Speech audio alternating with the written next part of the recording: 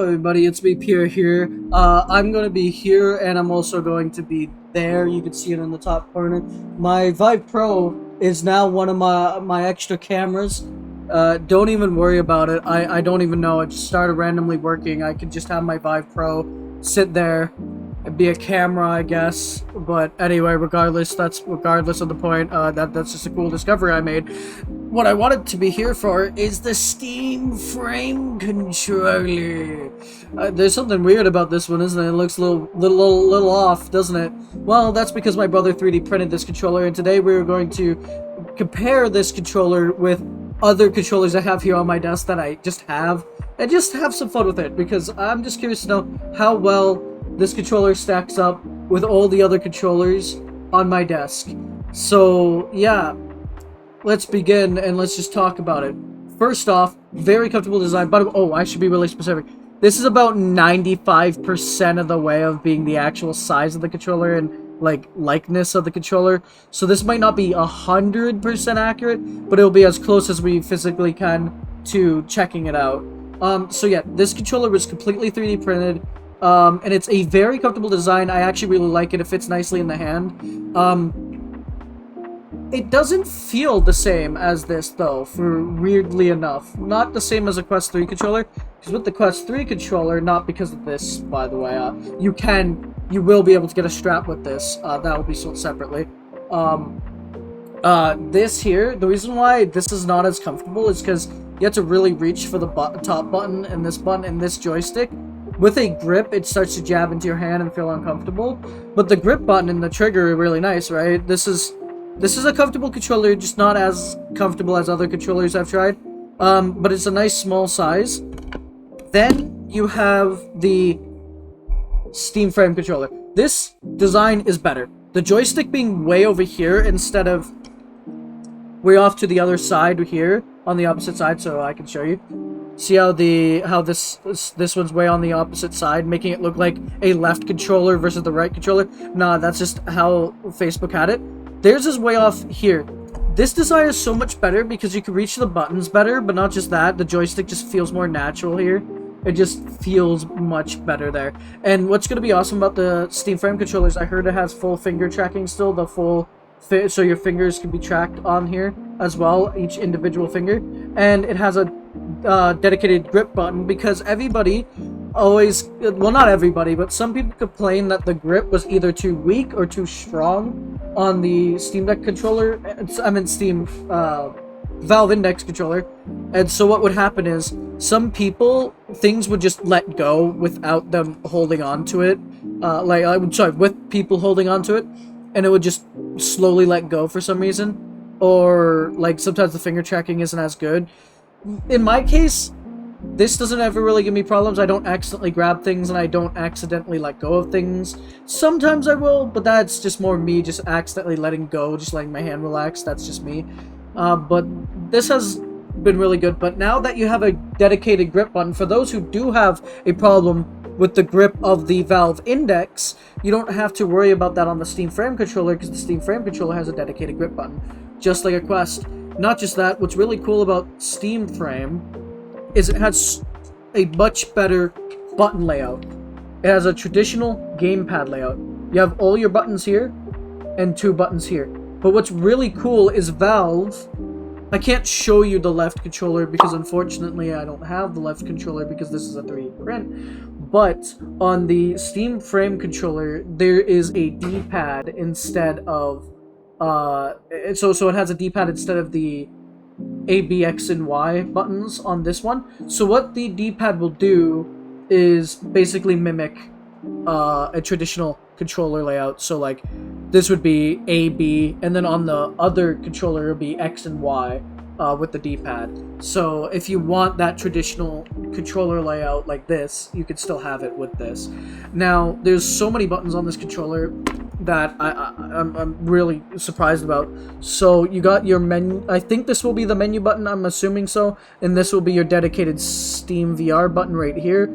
your joystick, and then of course, your buttons. But here's what's really cool. They have an extra bumper here and another bumper here. So, by the way, I want to make this really clear. I don't think Valve is the first one to put a bumper here. I'm pretty sure Vive, with their Vive Cosmos, had a bumper up here as well at one point. That headset did not do so good, but it had a bumper. But it's really cool to have two, and I don't think you'll accidentally press this, but even if you do, I think Valve will have like a mapping for these buttons to be the exact same when you're playing a VR game and not a like desktop experience game. So they'll probably be mapped the same, so if you do actually click this, it will still do the same thing as if you were to click this. I'm sure they're probably going to do something like that. But this trigger and this grip right here are so comfortable and natural to move your finger across. The grip feels nice. Just the whole handle feels so good in the hand, and the joystick is very nice. I dare say that this controller might be the most comfortable controller I've ever held in any VR headset. The Valve Index controller is also very comfortable, but it's also a very large controller.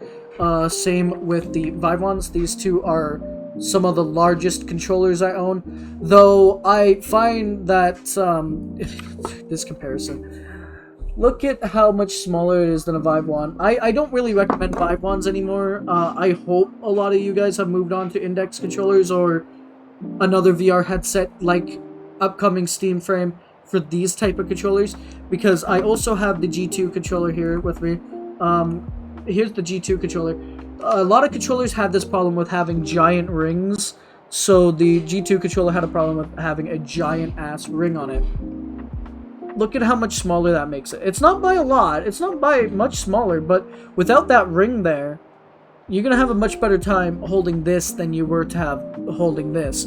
And that's the same that goes with the Lenovo Explorer controller, also known as, I just call them G1 headsets because G2, and then it just makes it easier for me to say G1. But this in this case, it's a Lenovo Explorer. Look at the difference that makes. That is so nice. And yeah, I know Pico and Facebook, as you can see with the Quest 3 controller, have been doing this for years right now with how small the controllers are. This is a little bigger than the Quest 3 controller, but I'm sure it's actually, 3D print might be just a little off. Like I said, it's 95% accurate to the real thing, so it might just be off by a little bit. But here's my ranking of controllers now. Where does this stand on the tier list when I did make a tier list at one point of VR controllers? Let's do a quick rundown. Let's start with the worst and work our way up to the best. So, the worst controller I have ever used for VR is by far the PlayStation VR wands. These are so bad. This deserves an F tier so far. By the way, if this gets a high tier, don't take that as it will always be high tier, because I would rather wait till the actual thing comes out. But I'm still going to put it on the tier list for at least the 3D print, on how I feel about the 3D print and the mock-up of what it's going to feel like for the most part. Anyway, starting with the PSVR 1 wand, not the PSVR 2, but the PSVR 1, is so ass. I don't know. It's basically they took the PlayStation 3 camera wand thing, turned it into a VR controller because they already had something that would track through a camera, and called it a day. They didn't even bother polishing it up and at least changing some aspect of it. It's just, it's ass, and the button layout is also ass, and these buttons are not very nice to click while playing in VR. Like, these are just not great. The middle button's fine to click, but everything else is just not great. But then you got your trigger, you got your start on the that's select. You got your select on the side, and then you got your start on that side. These were not the greatest controllers at all. This little bulb here will light up. This is dead right now, so I can't show you the bulb, but this little bulb will light up to have the camera track it. These were super easy to lose tracking, and this bulb just lights up. So this gets an F tier. It's not the greatest controller, nor was it ever the greatest controller. Back then, you had better options. They were going against the... I don't have a Rift CV1. I don't have a CV1 to compare, but I do have the Vive one. So, which is what it was facing kind of at the time, and it was also facing this controller. But here's why these two controllers deserve a higher rating than these, which I'll get to now. These two land in the exact same category of controller. These aren't great either. They're really ass, but I will admit they're not as ass as this controller, which I'll get into. These deserve around a C tier at best, maybe a D tier, maybe a high D. These are more like a high D tier, so they don't quite make it into C. There's a reason.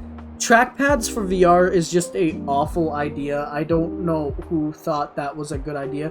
I know some people in VR chat actually still defend the Vive Wand and like the touchpad because it's easy to be able to map things to it, like your finger emotions, so like rock sign, peace sign, I think I already just did rock sign, thumbs up, point, finger gun, that kind of stuff. It's easy to just slide your thumb on these trackpads here to change in between, but Microsoft tried to make it better by putting a joystick and having this as a separate little thing that you can also click as buttons, but also kind of have that same feel as Vive when it comes to trackpads. But just because these two have trackpads, and also they're uncomfortable, this is heavy as fuck for no reason, and this is also just janky and clunky for no fucking reason as well.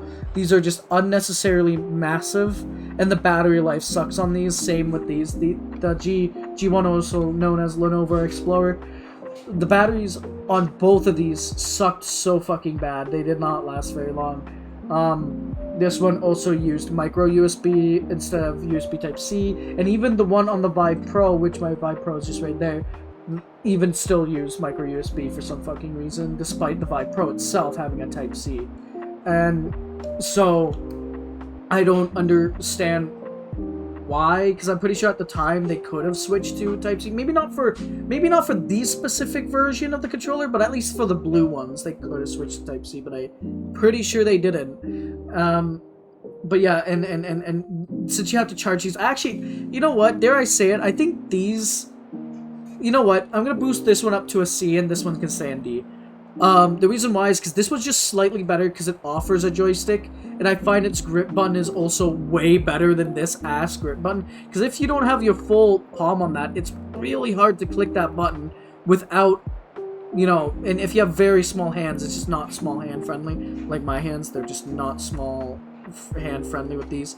But these are big, clunky, and just unnecessary controllers.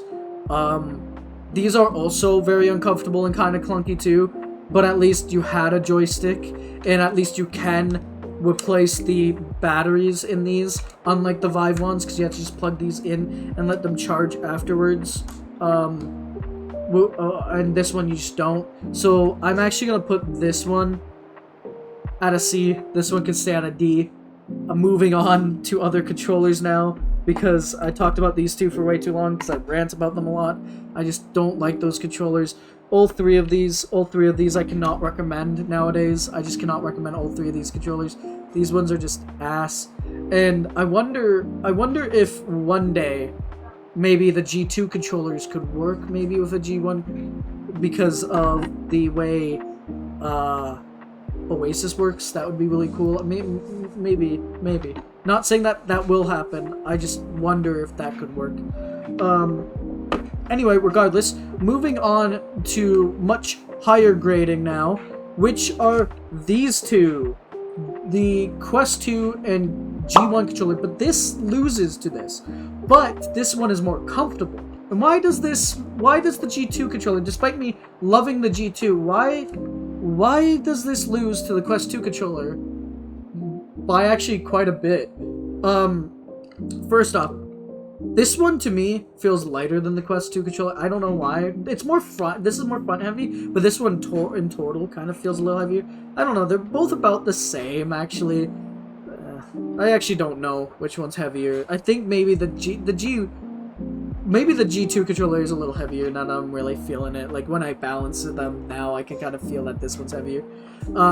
Besides the point, why does this one lose? Because this one has less battery life than the Quest 2 controller, but not by... This has a decent battery life compared to G1 or Lenovo Explorer controller. This has a bit of a better battery life than that controller, but not by much more. So the G2 controller, the main reason why I say it loses to the Quest 2 controller, despite this one being more comfortable in the hand, is because with the Quest 2, it has capacitive touch, meaning your pointer finger will actually come off the trigger and point, and your joystick, so your joystick and your two buttons here layout will actually do a thumbs up.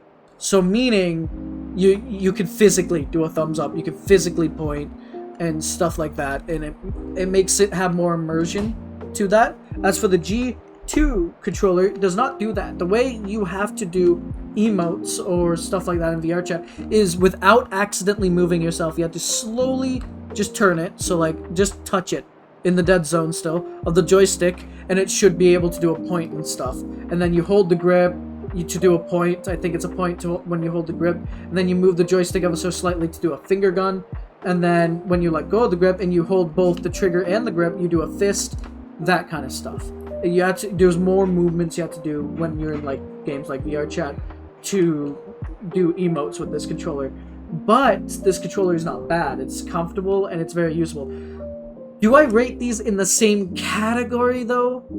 This one definitely B. This one at a very low A. It's at a low A only because the ring and the controller is just not as comfortable to hold as this one, but this one gets a very high B. So B plus, A. So A minus, B plus. Those are where these two kind of sit. Very good controllers, and I still actually recommend both of these to this day, especially if you get a used G2. You can get it for 25 to 50 bucks. For a used Quest 2, you can get it for 100 to 150 bucks. So it's also a very good cheap alternative, but I do recommend the G2 over the Quest 2 because it just has a much better visual quality, especially if you have a PC VR, and I'm more talking about PC VR. But if I were to choose which controller I'd use, I'd actually use the Quest 2 one over the G2, despite this one not being as comfortable. It's comfortable, just not as comfortable, and I find it harder to reach the buttons up here than it is for the G2 controller, and this joystick just doesn't feel as nice as the G2's as well. The buttons are easier to reach with the G2, and the joystick just feels nicer. But the grip and the trigger on this one feels better, but everything else on this feels better. So, like I said, this is definitely a B+, this is definitely an A-. Moving on to the big game now for 3 controllers on where they contend are these. The Valve Index, Quest 3, and Vive Focus Vision controllers. Where do they sit? Now, this might shock a lot of you, but I'm telling you that the Index controllers are great, but just because how big they are, and them being probably the 3rd heaviest controller I have, because these two, well no, this is actually quite light. Maybe not. This might be the 2nd heaviest controller I have, because just behind, not behind, just in front of the Vive one, because this is heavier, this is lighter, but this one's definitely the 2nd most heaviest controller I have. But just because of its weight, and also not just that, how big it is with the ring, this definitely, it feels smaller than the Vive controllers, because of just how high they sit up with your hand here. You have a less likelihood of hitting yourself, especially since the ring is more on the outside, but you do have a more likelihood of hitting the bottom here. But that's besides the point. This actually gets an A+, not an S, but an A+.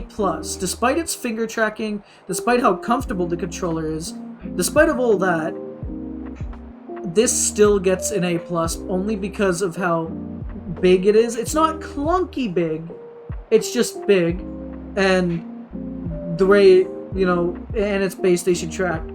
Base station track is really good, it's still the best, but what I mean is, you need base stations if you want these. And you need like at least a headset or a dongle to connect these to your computer if you're going to use like a different headset like a Quest or a HP Reverb G2 with these. But the button layout is good. You can really reach it with small hands. Even the menu button, the joystick is nice. Trigger is nice. The grip is okay. I never have really that much of a problem like other people do, but since I have to be unbiased, some people do have a problem with this grip, and that's fine. So that's why I dock it points as well. Sometimes for some people, the grip is not good enough. Some people have to squeeze harder with their index controllers than others. So what I find is that the index controller is very unbalanced for some people, where it's too easy to either grab things or it's too easy to let go of things. And I think there's settings to fix that. I'm not sure, but I think there might be. But the finger tracking is really good on this and everything. But it deserves an A+. Now we're going to move up to the S tier because these two are going in S tier. The Quest 3 controller is very fucking good. It still feels like the Quest 2 controller, so not as comfortable as a G2 controller. It's about the same comfort as a Quest 2 controller, but this feels lighter and just feels... at least the grip and the trigger feel a little better than the Quest 2's, but that's about where it stops because the joystick feels the same and the buttons feel the same, but you can barely reach the top button for me. I don't know why, but the button layout I just do not like. I think they're just too far up. I think they should move them down a bit more. And with joystick placement kind of sucks. I wish it was over here or more in the middle like the G2's. The G2's is more in the middle here. And same with the Steam frames is more off to the side, but it feels more natural there. So this one gets more of like an S- because this one's definitely going lower than the Steam frame controller so far. But it's still in S tier. But what docks it points as well is that the drift is horrible on these. It gets drift faster than the the Valve Index controllers. The Valve Index controller's drift is not too bad, and there's settings to actually fix the drift on these controllers, which I think I might have to do with mine. Mine is getting slight drift, but every time I fix it, it actually works fine. I never really had to replace the joysticks or anything like that. But the drift happens so much quicker with these, and these. I had to replace the joysticks on these because they got so horrible that like the settings were not fixing them at all anymore. My brother also had to replace the joysticks on these as well. But I do dox it points for the drifting issues these have. And these only have finger tracking for your trigger and your thumb. So only capacitive touch for these two. The other fingers don't. But on the Steam frame controller, since they're using magnetic joysticks, thank God someone did it. Thank you, Valve. By the way, I want to make this clear. There is going to be an attachment to put a grip on the controller. So I know I have a bunch of grips for a lot of my controllers. Even the Valve Index. I know I have a lot of grip controllers, the ones with the grips on the sides. But, you will be able to purchase a grip for this for your full finger tracking to work better, so you don't have to like hold on to it like this when you're waving at someone. This will have full finger tracking as well. The reason why this one's better, the comfort, it finally beats the G2 controller for me, because these two were neck and neck for comfortable. Like, these two were very comfortable controllers to hold on to, but this one definitely takes the cake. It beats both of these by a gargantuan landslide when it comes to comfort. Not saying that these two were bad at comfort, they were actually really good, but this is a very comfortable controller. There's only one button I do not like, which is the menu button just up here. But other than that, all the buttons are reachable, and like the comfort just fits so nicely in the hand. All the buttons are reachable, besides that one menu one might struggle a little reaching. This is also not rechargeable through USB-C or anything like that. It actually uses a AA battery, which actually I prefer, which gains it points, because the bonus of all of these controllers... Hold on, let me grab them all. All of the bonus about these controllers, so all these controllers that I'm holding, is the Quest 2, Quest 3, G2, Lenovo Explorer, and Steam Frame. The best part about these controllers is, even though the battery life might not have been great on these two compared to other controller options, it was so easy just to replace the batteries. It was just so easy to just swap them out and just put new ones in, rechargeable ones. ones. And that was never really actually a problem. It just, takes a couple seconds to replace the batteries, that's it. And once these are dead, you either have to run a long... So hold on, I'll show you the ones that have to recharge. Once these 3 are dead, you have to run either a long cable to keep playing, so they charge while you play, or you just set them aside and let them charge, and you just sit there with your VR headset on as you look around while you wait for them to at least charge a decent amount to start using them again. So that's the problem with rechargeable controllers. So I'm happy that Valve went with AA. So this is definitely getting a very high S tier. This is a brilliant design. And even regardless, I know this is a fake one. This is 3D printed. I get that. And I know a lot of you guys are going to say that in the comments.